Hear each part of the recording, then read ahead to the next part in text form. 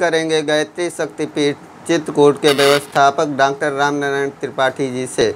जन्माष्टमी तिथि 11 या 12 अगस्त किस दिन मनाई जाएगी? पूजा कैसे करें, कब करें, क्या महत्व है, बताइए। भगवान श्री कृष्ण के जन्म की ये पावन तिथि है। भगवान श्री कृष्ण हिंदू धर्म में 10 अवतारों में से प्रमुख अष्टम अवतार हैं और भादों कृष्ण पक्ष की अष्टमी के रात्रि 12 बजे रोहिणी नक्षत्र में भगवान श्री कृष्ण जी का जन्म हुआ था और उन्हीं के जन्म का उत्सव मनाते हैं। 2 परंपराएं हैं, स्मार्त और वैष्णव। स्मार्त वो कहलाते हैं जो छत के नीचे रहते हैं, अर्थात गृहस्थ आदि जितने भी लोग हैं आश्रम आदि धारण करने वाले, वो सब स्मार्त कहलाते हैं और वो मुख्य रूप से उस तिथि को ग्राह्य मानते हैं जो रात्रि काल में होती है।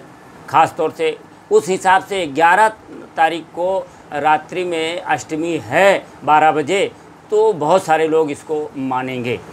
और वैष्णवों में केवल वो आते हैं जो साधु संत जिन्होंने पूरा जीवन भगवान के लिए समर्पित कर दिया है और किसी प्रपंच से मतलब नहीं है, ऐसे लोग उदया तिथि को ही मुख्य रूप से मानते हैं। 2 मत हैं, लेकिन ये कुछ ऐसी तिथियां हैं जिनको मानने के बारे में हमारे निर्णय सिंधु में और धर्म सिंधु में, स्कंद पुराण में ऐसे जगहों पे उल्लेख है कि किसको माने। अष्टमी तो बहुत महत्वपूर्ण तिथि है, जन्माष्टमी, इसलिए इसके बारे में कहा नागवेदी यथा षष्ठी मुनि वेदी चा अष्टमी दशमी एकादशी वेदी हन्यते पुण्य पुराकृता। यदि हमारी जो पंचमी वेदी षष्ठी होती है, हलषष्ठी जो भी हो गई, ऐसे ही जो सप्तमी वेदी अष्टमी होती है और दसवीं वेदी जो एकादशी होती है, तो वो यदि उपवास करते हैं तो हमारे पिछले पुण्य कर्मों को भी नष्ट कर देती है। उसके अनुसार 11 अगस्त को हम अष्टमी को मान नहीं सकते, पूजा नहीं कर सकते। उसके बारे में ये है कि कला काष्ठा मुहूर्तापि यदा कृष्णा अष्टमी तिथि ही।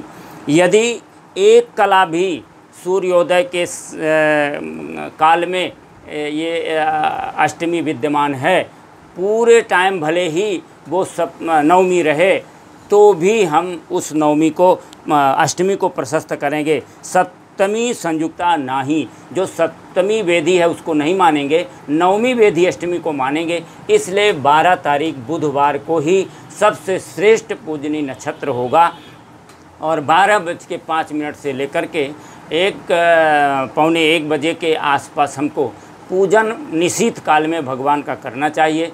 प्रातः काल भगवान श्री कृष्णचंद्र जी की बाल कृष्ण की उपासना करके, पूजा करके, उनका षोडशोपचार पुरुष सूक्त से पूजन करके, धूप दीप आदि नैवेद्य समर्पित करके, दूध दही मक्खन का, इसके बाद व्रत प्रारंभ करना चाहिए। और रात्रि के 12 बजे पूजन में भगवान का दूध दही मक्खन आदि का सब कुछ देवकी का सूत का गृह बना करके वहाँ पर खीरे का प्रसाद रख के और भी फल फूल आदि रख करके पूजन भगवान का षोडशोपचार विधि से करना चाहिए। और उसके साथ श्री सूक्त का पाठ करने पर लक्ष्मी की परम कृपा होती है।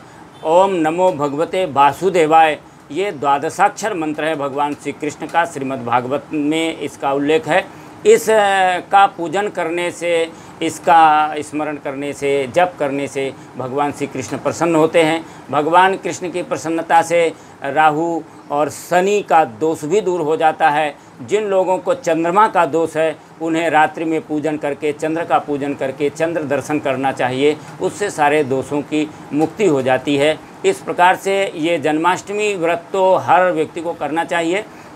दिन में अन्नाहार ग्रहण नहीं करना चाहिए, केवल फलाहार ग्रहण करके और रात्रि में पूजन करना चाहिए। और रात्रि में भगवान के पूजन के बाद प्रसाद ग्रहण करें या सूर्योदय से पहले प्रसाद ग्रहण करें, ऐसी व्यवस्था है। ओम जय श्री कृष्ण, जय गायत्री माता।